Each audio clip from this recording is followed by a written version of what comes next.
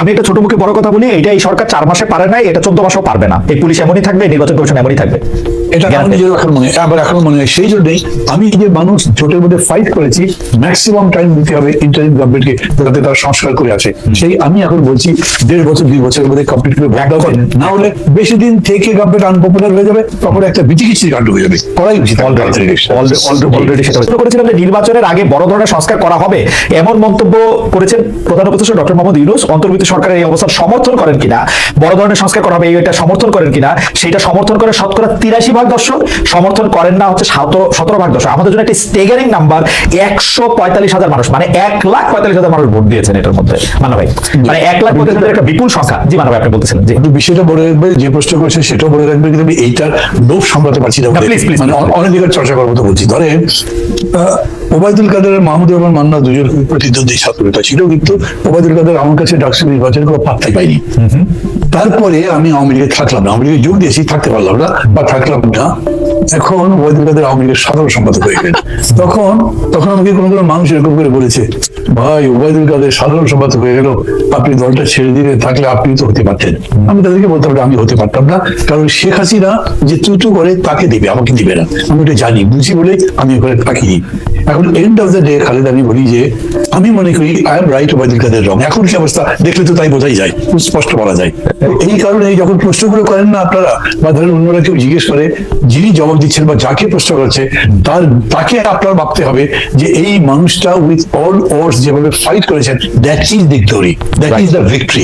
এবং এইটা মানুষের মধ্যে কিন্তু ইনস্টিটিউট হয়ে যায়। না হলে আমি এখন মানুষের ভালোবাসা প্রায় শিখাতে পারছি এখন, এরকম দেখি।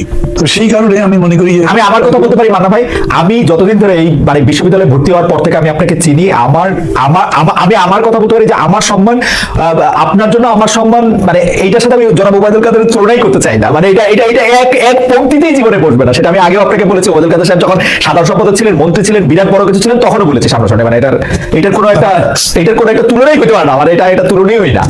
আপনি যদি উদাহরণটা সেই জন্য এটা বললাম, এই জন্য আমি মনে করি যে এটা জিজ্ঞেস করার দরকারই নাই, সে যেটা করতে থাকবে, টাইম উইল পে হার, এটা আমি মনে করি। যাই হোক, আমি আপনার প্রশ্ন একটা যদি বলি, মানুষ খুব জটিল জিনিস। আমি এটা অনেক চিন্তা করেছি, লোকের সাথে কথাবার্তা বলতাম, মানুষ জটিল কেন? কারণ সবচেয়ে জটিল ম্যাটার হচ্ছে ব্রেন, এবং বলে যে একটা ম্যাটার যত জটিল হবে, যত কমপ্লেক্স হবে, তার মানে সেটি তত ডেভেলপ। যে কোনো ডেভেলপ জিনিস কিন্তু জটিল, খুব ইজি বোঝা যায় না, বুঝে গেলে ইজি। তো মানুষের এত জটিলতার মধ্যে, ধরেন আপনাকে আমি যদি প্রশ্ন করি, আদম হাওয়া খুব আরামে ছিলেন, বেহেশতে ছিলেন, কি কামড়ালো, কোন পোকা কামড়ো তোমাকে যে ওই গন্ধম ফলটা খেতে হবে, তার জন্য বেহেশত থেকে ফেলে দিল পৃথিবীর মধ্যে, পড়লো তো। আমাদের এত বড় সম্মানের একটা জায়গার একজন মানুষ, আমাদের ধর্মগ্রন্থ যে বিশ্বাস অনুযায়ী তিনি করলেন, মানুষকে এইখানে বোঝা মুশকিল। এরকম বহু জায়গায় আছে মানুষের বিহেভিয়ার বোঝা যায় না। আমার নিজের কাছেও মনে হয় যে আমি যদি আওয়ামী লীগ থেকে চলে আসতে পারি, তো বাকি লোকগুলো, লাইক আমি নাম বলছি না, আমার যদি বড় বড় সিনিয়র নেতা যারা আছেন, কোন সম্মান নিয়ে কোন মান নিয়ে তারা আছেন, আমার তো তাদের সাথে প্রায় কথা হতো, সবাই প্রায় ক্লান্ত কথা বলতে এই শেখ হাসিনা এই অপমান করেছে, উনি সম্মান করে না, ওই অমুককে এটা দিল, এইরকম রেগুলার। আমি তাদের বলি, ভাই এত কথা বলেন, তার ব্যবস্থাটা আছেন স্যার, এখনো এখানে আছে, তারপরে মনে করি সে বাইট করে কিছু নেই। বিএনপির অনেক রোগ বলে বিভিন্ন ব্যাপারে, রোগ করেন কেন এটা? তো কি করবো? আমি ভাই আপনাকে আমি দল ছাড়তে বলছি না, আমি কোনো দল ভাঙার কাজ করি না, কিন্তু আপনার যদি মনেই হয় যে আপনার এই দলের অসম্মানিত হচ্ছেন, আপনি থাকেন কেন ওখানে? আপনি চলে আসেন। কিন্তু মানুষ এটা করে না, এই জায়গাটা আপনি কোনো কিছু ব্যাখ্যা করতে পারবেন না। আর রাজনৈতিক ভাবে তো নয়, রাজনৈতিক ভাবে একটাই ব্যাখ্যা দিতে পারেন, তারপরেও যারা থাকে তারা আরো বড় কিছু পাওয়ার আশা। যদি একটু জনগণের অবস্থা ব্যাখ্যা করতে, নেতাদের কথা তো আমরা বুঝলাম, তারা হয় কোনো একটা হালুয়া রুটি অন্য কোনো কিছুর জন্য তারা এটার মধ্যে এটা থাকলো, তারপরে হচ্ছে আওয়ামী লীগে থাকলে অনেক। জনগণের কি প্রবলেম? আলাদা করতে পারবেন না, তো আলাদা করতে পারবেন না। এই জন্য যেগুলো অভিজ্ঞতা আমার আছে খুব, আমি যখন প্রথম আমার এলাকাতে ইলেকশন করতে গেছি, তখন তো টেলিভিশনে আমার নাম বলে, আমার এলাকায় এরকম কোনো নেতাই ছিল না যাদের নাম টেলিভিশনে বলে, যাদের নাম রেডিওতে বলে। লোক তো শোনে আর আমাকে দেখে বলে, আপনি এত বড় নেতা, আপনার পার্টি বই, পার্টির নাম কি? ডাব বই, নাম তো শুনি যাই। ঠিক দেখেন, মানুষ আমাকে প্রশ্ন করেছে, আপনাকে যদি আমরা ভোট দিয়ে আপনি যদি জেতেন, আপনি তো সরকার করতে পারবেন না, তাহলে আপনি আবার কাজ করবেন কেমনি? তার মানে মানুষের মধ্যে পার্লামেন্টারি ডেমোক্রেসির ওই ফর্মেটে তার কাছে আছে যে মানুষ একজন জিতলেই হবে না, তার মেজরিটি পার্টি মেম্বার জিততে হবে, তবে সে সরকার করতে পারবে না। হলে ইন্ডিভিজুয়াল একটা চয়েস আবার রাখতে হবে, মানুষ এটা ভাবে।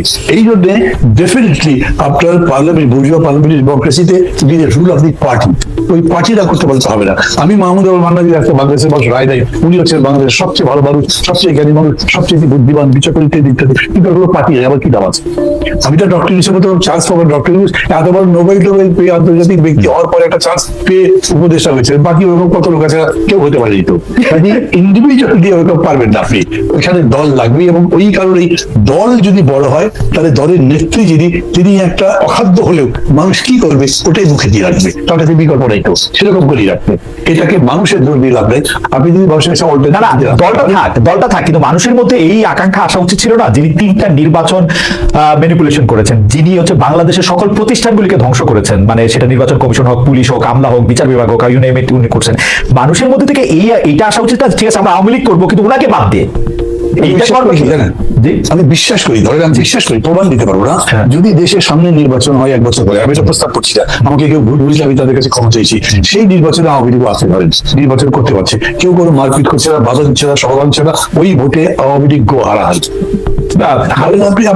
আমি মনে করি তাই।